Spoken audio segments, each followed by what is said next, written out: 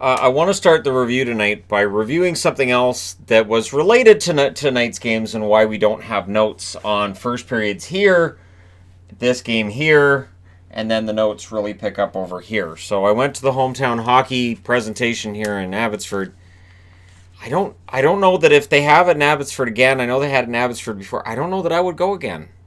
And for me, maybe the experience would have been better yesterday, but yesterday's just crazy, and I had a bad day yesterday, so maybe I would have been better off going to hometown hockey, just saying screw it.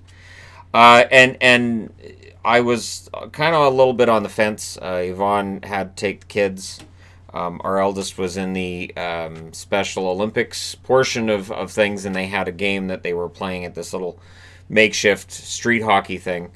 So he was there for, I think it was 1 o'clock, and I was debating about whether or not to do my treadmill earlier, and I thought, you know what, Shannon? If you walk to it, you don't have to do as much treadmill later.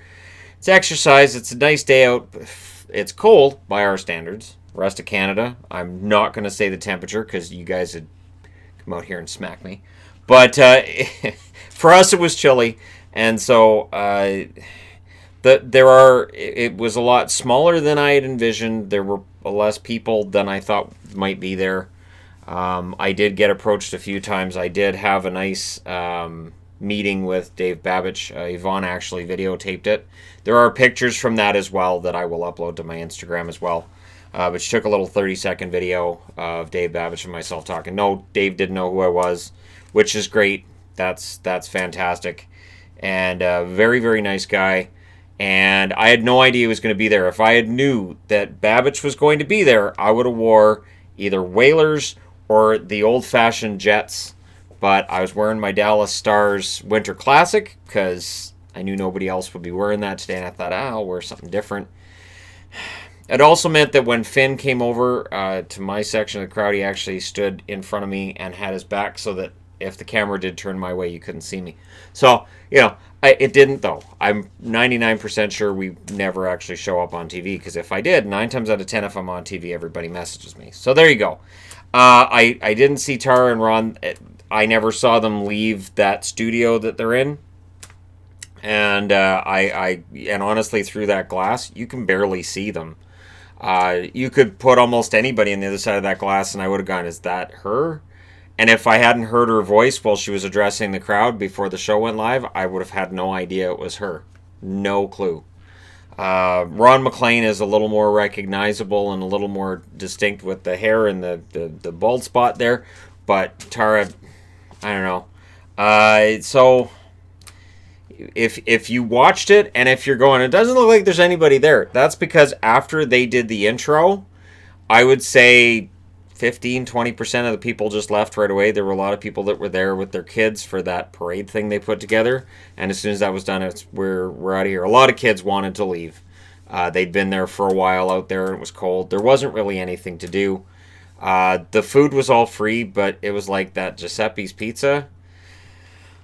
It's not the same, okay? I had Little Caesars last night. I had a piece of the Giuseppe's. It's not. Anybody that tells you store-bought's the same as the stuff you get from actual pizzerias, they don't have taste buds. All right, so there you go. There's my preamble for tonight and my Rogers hometown hockey thing. I think it would be better if it was more of a community thing and less just Rogers. I know that we have like our July 1st, when we have a big July 1st thing, you have all kinds of food trucks, and it's much bigger and grander, and I really think with the hometown hockey, if they did it jointly with the city when they were there and they made it this bigger deal, I think it would be a lot more fun, because there really wasn't that much to do for the most part. And I did play a little bit of street hockey. I guess there was a subscriber that was there with me, but there was nothing at all organized about it. All it did was make me turn to Yvonne and keep saying, I need to start playing again. I need to start playing. I hate it. I hate this. I'm in shape now. I need to start playing again. It's driving me insane. So I'm already thinking, maybe over the Christmas vacation, maybe over the Christmas break, I can throw something together. So don't be surprised if you're in this area, if all of a sudden you go, hey, is there a meetup coming up? I'm not promising anything, but it's tempting. We can figure out a way to make it happen. It's tempting. I'm thinking Boxing Day. All right, now I'm done. Let's go ahead and get into tonight's games. This is why there's timestamps.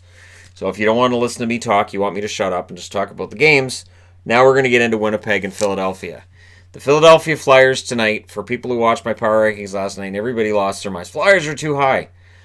I gave them a pass in last night's game against Minnesota, and I explained this at the time that I did the power rankings, because it could have been a shock reaction to Lindblom. Now, I'm not saying tonight isn't still potentially this team being distracted, but this result tonight meant that I had to make a really large correction in my power rankings. The Philadelphia Flyers, as of tonight, are not in the top row anymore.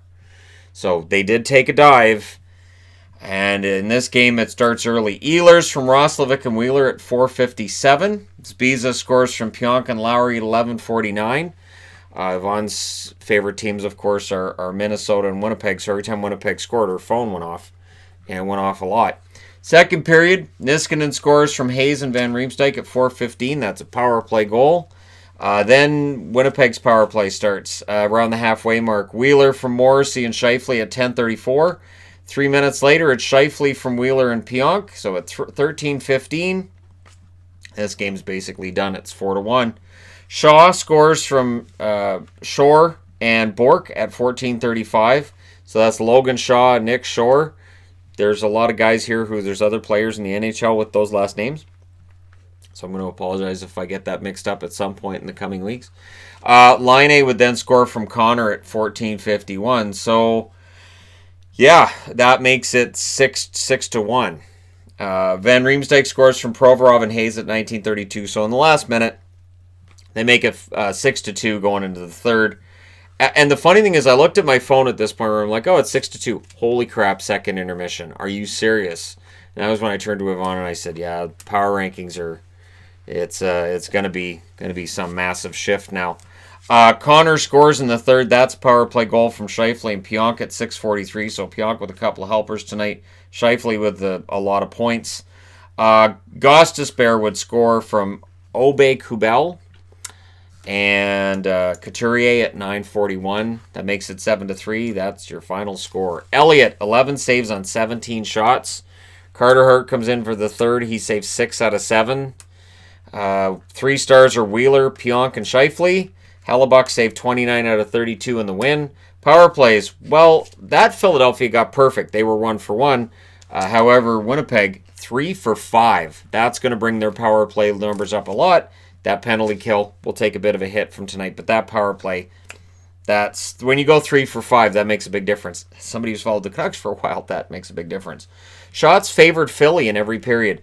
10-8 in the first, 11-9 in the second, 11-7 in the third, 32-24 overall. But at the end of the day, the Winnipeg Jets win this one going away, and for Philly, this is problematic. They get beaten by a combined score of 11-4 over their last couple of games. And like I said, they took a nosedive in the power rankings. Winnipeg, on the other hand, they moved up nicely. This is a great recovery from losing against the Detroit Red Wings. This is the kind of fight back you want to see. Now, speaking of the Detroit Red Wings, there's a segue for you. Not as nice as Ollie Davis's, but I try. So, LA goes into Detroit tonight, and they win. So this is the first road game that's not in Anaheim that they've won in a long time. Carter would score in the first at 12:15. I came into this to Mickey Redmond as they went into the second, agitated. Mickey Redmond is really openly agitated with the amount of turnovers that Detroit's giving up, and you can tell this season for him is tough. When you're being not forced, but when you're being paid to sit and watch this absolute destruction of the team, it's got to be tough night in and night out because he can see what's wrong. And, you know, on no small level is this the result of the fact that they're just not good enough. Second period, he has something to complain about right off the bat. Kopitar from Iafallo and Clifford, 40 seconds. 40 seconds. And that shot went off of Eriksson's skate. So you can't really put this on Comrie when his own defenseman is kicking it backwards into his own net. And for Eriksson, he's trying to block the pass.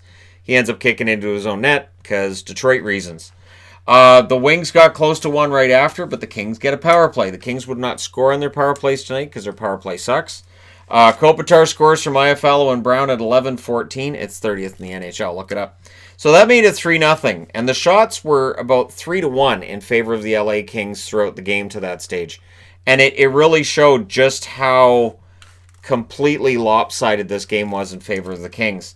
Campbell then stopped a Mantha break. It was kind of a breakaway, like a three-quarters breakaway for Detroit.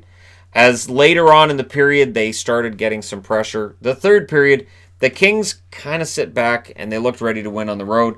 Toffoli would score from Pahorkin and Amadio at 6:40. That makes it 4-0, and then Detroit makes it respectable. So first it's Zadina. So at least Zadina's showing something. From Bowie and Mantha at 9:41. So nice to see Anthony Mantha on the board. Then Bowie gets a goal. So he has a goal and an assist tonight from Bertuzzi and Hronik at 17:37. But that's as close as they get. Your final score is 4-2 in favor of the Kings. Campbell, 22 saves on 24 shots. Comrie saves 28 out of 32. There was a lengthy debate in between the second and third period of this game about what happens when Jimmy Howard comes back. What will they do? Will they try to waive Comrie? And Chris Osgood said he wouldn't pass for waivers. I kind of think he might. Arizona could take him back again and then hand him out and just keep collecting draft picks off Comrie. I did that one year in EA Sports where every time that I waived a goalie, he'd get picked up, and then I kept picking him up on waivers and trading him, and picking him up on waivers and trading him. There was I'm not going to say glitch, but it was really a stupid programming issue. I was like, oh, I can get him back again and trade him again, and if you did it fast enough, the players didn't get mad at you for trading guys too quickly. It was really weird. Kopitar, Carter, and Iafallo are your 3 stars tonight for the Kings. They had an excellent road game. Both teams went 0 for 3 on the power play because they both suck on the power play. Shots were 11-7 LA in the first, 18-7 LA in the second. Like I said, they do sit back in the third. They had a 3-goal lead going into the third. It's understandable. The shots were 10-3 Detroit in the third. Final shots 32-24 for LA. That shot total definitely flatters the Red Wings. They were not that close in this game. All right, that being said, moving on to game number 3 of the day, which was Minnesota in against Chicago. Minnesota's not going to win them all, so you don't have to look at tonight's game and say, oh, there's some troubling issues. The good thing is, Kakkonen loses his first game in regulation, so now if Dubnyk decides he's ready to come back, it kind of gets easier to just say, okay, well, the NHL, the players might be starting to get a book on Kakkonen, we'll just send him back to the American League. Kane scores from Nylander at 7:42. Patrick Kane had a pretty good game. Must have saw my preview where he said he had 7 points in his last 10 games. He then gets a power play goal from Taves and Strome at 11:33. However, Eric Staal, nice goal, power play goal from Suter and Zucker at 12:37, and that is point number 1,000 in the career of Eric Staal. I don't know if he would trade it for a win tonight. He might. But he is now at 1,000 points. Congratulations to Eric Staal on sticking around in this league long enough to get to 1,000 points. And again, as I said this morning, 3 years ago we wouldn't have thought he'd get here. So congratulations to him on that milestone. It's 2-1 for Chicago after 1. In the second period, there was some 4-on-4 play early in this. Fiala had a breakaway during the 4-on-4 and scored on it. He scores. Suter gets the assist at 1:59. Then, seemingly against the flow of the play at the time, Chicago gets a goal. It's Kampf from Murphy and Gustafsson at 8:13. It was a really nice deflection by Kampf. Kakkonen was in the right spot to make the save, but that deflection made him look silly, and it puts it past him. The Hawks then get a power play. They wouldn't score on that, and then shortly thereafter, Fiala scores from Suter again at 14:20. I had to triple check on my phone to make sure I wasn't looking at the same goal. The Wild then pressed, and they just missed out on a 3-on-2. Some pretty good defense tonight from the Chicago Blackhawks. We have talked a lot about them allowing a lot of shots. Tonight, they didn't. Third period, there was some back and forth with very few chances early. We're in a tie game. The Hawks pushed it around the 9-minute mark. The Wild had a 4-on-2. Leonard managed to stop that when he had the chance. Saad would then score from Murphy and Taves at 13:43. So that was Taves' second assist, and he enjoyed having those 2 assists so much he got a third. on the empty net goal by Kane. So hats rain down onto the ice at 18:57 of the third period. The Chicago Blackhawks, who have flirted with being a decent team and pulling themselves up from the depths, they start flirting with that again tonight as they win 5-3 over the Minnesota Wild. For Minnesota, it's got to be somewhat frustrating as they watch a team that they're chasing get a victory tonight and another team they're chasing get a victory tonight, and they didn't manage to get a point. Kakkonen gets 22 saves, manages 22 saves on 26 shots. Leonard saves 23 out of 26. The three stars, Kane, of course, Fiala, and Murphy. Power plays, Minnesota went 1 for 1. Chicago went 1 for 2. Shots, 10-9 in the first in favor of Chicago. 11-9 Minnesota in the second. In the third, 8-6 in favor of Chicago. So like I said, early on the first 5-6 minutes of this game, or in the first 5 or 6 minutes of the third period, the chances were few and far between. But for Chicago, it ends up working out pretty well. Final shots, 27-26 in favor of the Chicago Blackhawks. So Chicago again, we'll see if they can get on a streak. Is this the time? Does it happen, or are we just not going to see it? And the last game of the night, as I take the board and move it ever so slightly, which knocks that one down. Don't you dare. Don't you start that crap. Don't start. All right, Vegas at home against Vancouver. So this is the game I had to get home to see. So they were, they're doing the hometown hockey thing, and they were talking about giveaways and tickets. And I thought, if the giveaway Canucks tickets will be for a game I'm already going to, probably for the game between Vegas and Vancouver in Vancouver that I'm already going to on Thursday. So this was a game, though, that it's a troubling pattern we're starting to see with Vancouver. First period, Holden scores from Stastny at 2:22. And it was a really rough start overall. This is the 22nd game where Vancouver allows the first goal. You cannot be chasing the game. Ask Toronto fans, ask Toronto players, ask Toronto management how that goes. When you are allowing the first goal with such regularity, you are forcing yourselves to work that much harder just to tie it and then consider getting the lead. Now, Pettersson would score at 4:03 after Vegas had been pushing for another. Pettersson gets that from Tanev and Besser. It's tied at 4:03. Vegas gets a power play. Myers exited the game for a bit. He was limping, but he would end up coming back in. So he may have been hurt briefly. Maybe it was equipment. Either way, he ends up coming back into the game, and that's good because the Canucks can't afford to lose another defenseman.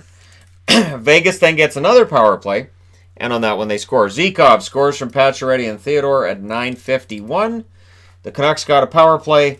That one would not score. In fact, shorthanded, Carlson and Stastny put together a pretty nice play that very nearly ended up in the net. And Roussel, shortly thereafter, would hit the post at the other end. That didn't go in. It's 2-1 Vegas after one. Second period, Marchessault scores from Smith and Carlson at 4:45. Stone scores from Pacioretty and Theodore at 9:15. And again, now it's 4-1. Your odds of winning this game fall to 0. And I put up there, this is trending down for the Canucks, and the shots at that point were more than 2-1 for Vegas. Now, Canuck fans will point out, they played last night, they're tired. There's another team that played last night that lost, another team that played yesterday that lost. I get it. It's not, how about this? It's not an excuse that's without merit. The problem is it's a trend that the Canucks defense and the goaltending numbers have started to trend in the wrong direction. And going into the third period, they're down 4-1. You're not coming back from 4-1 down in Vegas. I know, Vegas had some trouble protecting leads a month ago. That's gone. The Canucks did some line juggling at the start of that period. Besser would score from Hughes and Horvat at 5:02. So Hughes gets another point tonight. Vegas then puts the grind line out on the ice. So the no-sec line goes out on the ice. And they shut down the idea of that momentum shifting in Vancouver's favor. Pettersson then almost got one. It didn't go in. And then at 10:49, Pacioretty scores from Stone in England, and they put Michael DiPietro in net. Now, Vancouver has a busy schedule this week. I was surprised to see them put DiPietro in, to be honest, because it felt to me like Vegas was just teeing off, and I don't know that I would have put the kid in here. If DiPietro's going to play this week, you're better off, I think, giving him a start and letting him know at least a day ahead of time, hey, you're going to start that game. We'll see what they do this week. Virtanen would score from Myers and Pearson at 17-24, so Jake Virtanen continues to play pretty darn well and put up some points. That is a power play goal. But then the Canucks, and it's Quinn Hughes that takes a penalty with 1:40 left. Hughes was left in a position where either you trip the guy or you allow the empty net goal, so he did what he did. Pacioretty would then score on the power play from Theodore and Stevenson in 1919, which took any hope out for the Vancouver Canucks. Your final score is 6-3, but this was never really in doubt. Vegas made sure there was never any doubt they were going to win this. Markstrom saved 34 out of 39. DiPietro saved 6 out of 7. Vancouver allowed way too many shots. Fleury saved 26 out of 29. I didn't think Fleury played great tonight, just Vancouver didn't really take advantage of that. 3 stars are Pacioretty, Stone, and Zykov. Shots were 11-9 in the first in favor of Vegas, 19-5 for Vegas in the second. In the third, 16-15 for Vegas. So it's just a shooting gallery both ways. Final shots, 46-29 in favor of the Vegas Golden Knights. They are full value for the win. Vegas has got back-to-backs, or back-to-back wins, I should say, and Vancouver loses back-to-backs both in regulation. And this is where we start talking about how far are they out of the playoffs, and are we going to start talking about what Vancouver needs to do to either try to turn it around, or what kind of moves does Jim Benning need to make at this point? Because Vancouver right now does not look like a playoff team. There are a lot of good young pieces on this team. I think they're going to be a very good team. I don't think it's this year. So I think that 2020 first rounder will belong to Vancouver's, because right now they don't look like they're a playoff team. And who knows? Maybe they win the draft lottery and Lafreniere ends up being the draft pick for the Canucks. But no, that's not going to happen. Anyways, I've been a Canuck fan for way too long to believe that winning lotteries is in Vancouver's anywhere. It goes back to 1970 when Gilbert Perreault was drafted by the Buffalo Sabres. Vancouver, even when there's a 50-50 chance, it's not going to happen. And to quote Anchorman, 50% of the time it works every time. Not for Vancouver. So there you go. You guys are all caught up on tonight's action. Let me know your thoughts in the comment section below. There are 5 games tomorrow, and I will be doing my best to watch as much of every game as possible. So tune in for the preview tomorrow morning, of course. And don't forget to hit like and subscribe if you're browsing your way through. You just happened upon this video. And if I ran into you today at the, I want to say meetup, but it wasn't, and yet it kind of felt like one for a while there. If I ran into you today at the Hometown Hockey, I really appreciate when fans of the channel, approach me and say that they like the videos and they subscribe, or that they're they like the work that I do. It does mean a lot. So it's not something that I just go, whatever. I do appreciate it. It never bothers me. And it is kind of nice. Always puts a smile on my face. So thank you guys so much for all your support. I will talk to you again soon.